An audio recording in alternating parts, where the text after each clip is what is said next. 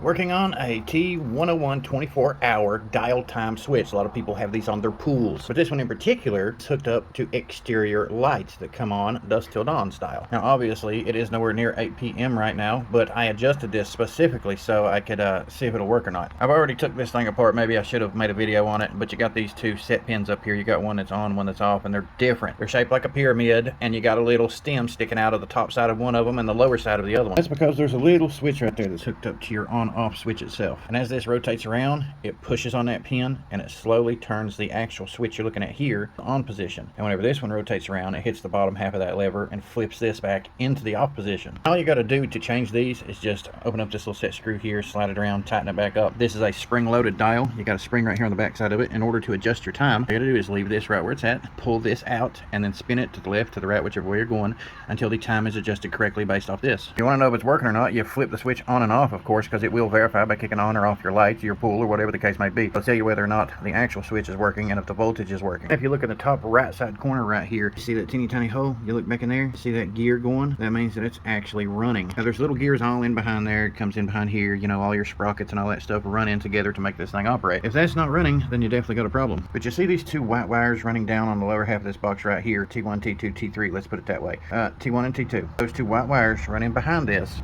into that little brass sprocket that you see right there, because that's essentially your motor on the other side of it. It's your timer motor. So if these things mess up, they're really easy to replace. You got a tab right here on the top. You push in on that tab. Some of them have them on the sides. You push in on it, you pull it out, take your wires off, replace it. You know, put your wires on, your bolts on, fasten it back down, lock it into place, you're good to go. And if you need to change the entire thing, you can order the whole thing without taking the box out. Like this is recessed, it's in the wall. You don't want to have to take it out. So all you got to do is order a new one, pull the components out of the new one, pop it back in this one, wire it up. You know, of course, make sure your power's off, all that sort of stuff. Don't touch electrical unless you know what the hell you're doing. And you can always take a multimeter, do a voltage test. On this one, our hot wire is right here in the middle. This one's reading 120. Neither one of these are reading anything what's in the off position. If you manually turn it on, it transfers power over here, and then all of a sudden you got power here. And you're supposed to have power here whenever it kicks on and off, but it's not working that way. And you can always pause the video if you'd like and check out the instructions on this box. Now on this particular model that I'm working on here today, I've got everything set. I'm going to check back in about an hour or two and see if the lights on the outside's kicked on. If they have not kicked on, then that definitely means that that sprocket back here is running. The motor itself is still malfunctioning and it's not doing its job, so we'll end up replacing the motor.